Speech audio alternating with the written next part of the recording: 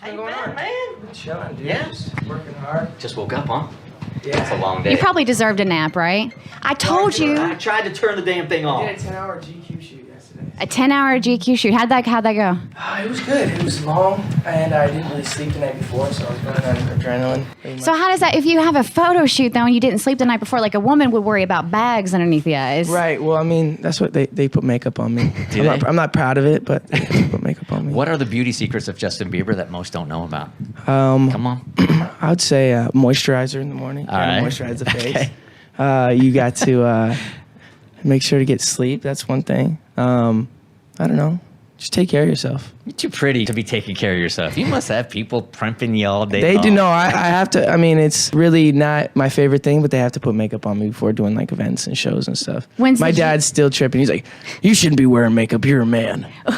Was your dad at the photo shoot? Did he get to be at the photo shoot? No. He's back home with the kids. He's just preparing for Christmas. He's got 2 little babies. So. Gotcha. Are you gonna be able to be with fam for Christmas? Yeah, I'm flying out tonight. Oh, cool. good for you. Yeah, So you're here for one night, then you head back. Yep, Wow. I'm back. It's a whirlwind. Whirlwind. It's funny because I'm looking at you now here, and I'm getting all nostalgic over the last. Scooter and I were downstairs. I'm getting all nostalgic, and we were talking about your first time in studio, man, when you were like 15 years old. Dude, I watched that interview recently, like a week ago. It's crazy. So he literally walks in the studio, and he's got his Justin Bieber hair and his guitar, and he's just eager. He's just eager to be on mic and eager to be on the radio. Of course. And you were 15 years old at that time, right? So now, of course, back then, none of us knew you were going to be the biggest star in the world. So, all right, let's get deep for a second. 21-year-old Justin is giving 15-year-old Justin advice on what to expect from the industry and what to expect to life, going through what you've gone through. What do you say to that dude now?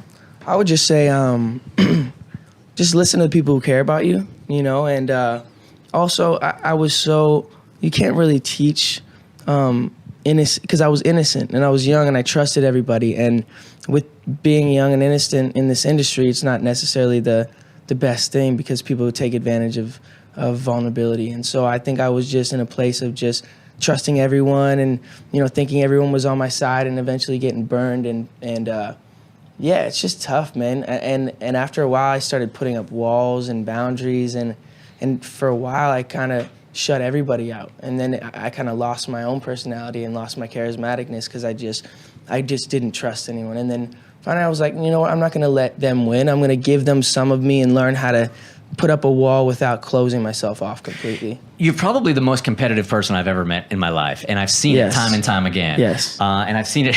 There was one time, you're not going to remember any of this, but there's one time you're on stage and you're like trying to kick like a jujube or something into the crowd, while maybe you were on the side of the stage throwing it at him. What in the world are you talking about? No, because we just were doing crazy stuff. Like we used to have these like sound check parties. Is that what you're talking about? Yeah, that's exactly what it was. Yeah, and then before we do like weird games and he'd throw something to me and I tried to kick it and I wouldn't stop until I got it.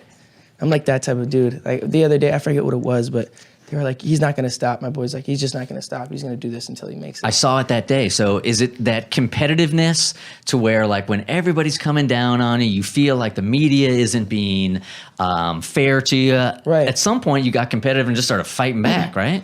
Well, the thing is that throughout it all, I always knew my talent level and I knew what I was capable of. So I was never worried about coming back. And that might sound weird, and because I was such in a weird place, but I always knew what I was capable of. And at that time, I was just growing up and figuring myself out.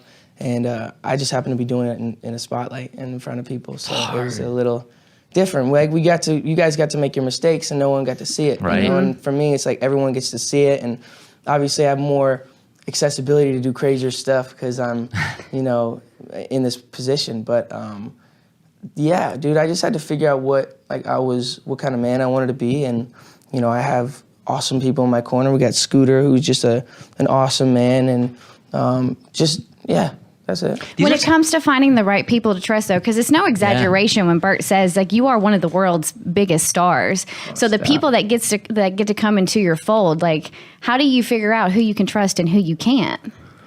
Well, I had to reassess that completely. I kind of like shut everybody out. After I was like, I'm gonna kind of start making some changes. So I kind of just like, let me take some space, even from the people that I loved.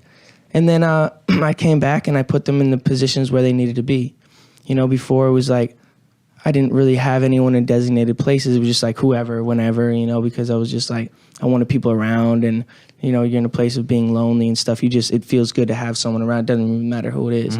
So they felt like they just they didn't know their place either. So once I came back and I was like, okay, this is where my mindset's at.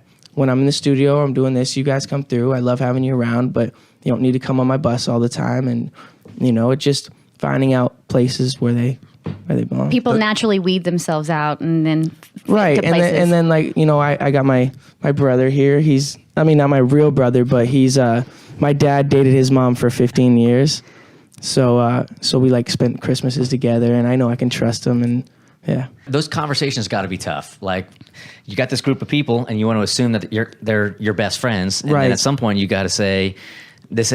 That's a tough conversation for anybody. Now, if you're having it at 19 or 20 or 21, that's tough. It's one of the toughest things, especially when you really love someone. And I'm not the type of person who likes confrontation at all. Like, I hate it, especially with my friends. So I don't want to disappoint them. I don't want them to think that I don't love them, you know. But there's sometimes you just need space, and it's like, I still love you, but I'm gonna love you from a distance because I don't know if, like, we're right for each other right now. Not like, you know what I mean? Yeah.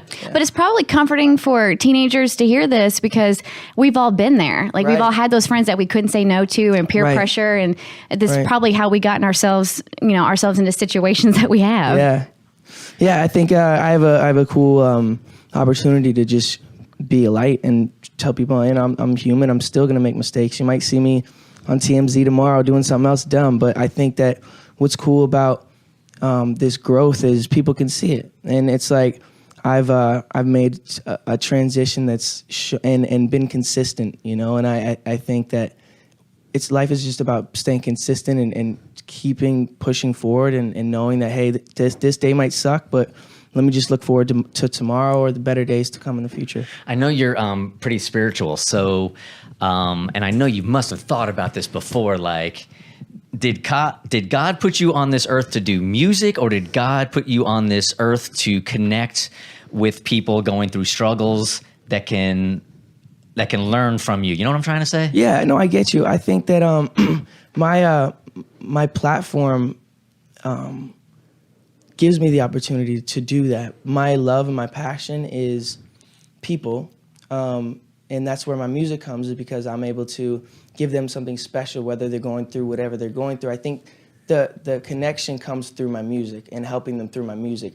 I don't know if necessarily I'm meant to be a public speaker or someone who's, you know, I think what my platform is come to my show, feel the energy from my music, know that my music is positive and light and beautiful, and hopefully they can take something from that. Because I think that when it's almost like a religion in itself. You know, when you're coming to a concert, you're leaving all your troubles behind. You're going to just be like completely enveloped in the music, and you have your hands up, and it's like you're just there and you're present. And I think that what's so beautiful about that is, like, everyone's connected, everyone's there and there for the right reasons, and that's why I love what I do. Now, purpose is a powerful word, and I think it's a bold move to make it the title of your album. Right. Do you feel like you found your purpose, or are you still searching for it? I think slowly but surely, but I think that finding your purpose is one of the most important things, and that's why I wanted to make the album Purpose, because everything that I put out so far, whether it's Never Say Never or Believe, it's all has something that's such a powerful word that you can take it however you want to take it and run with it, but it's powerful. And for a while I felt like I lost my purpose, and slowly but surely I'm figuring out where I belong and what my purpose is and what I need to do for the world and what I need to do for myself, and hopefully I just keep moving in that direction and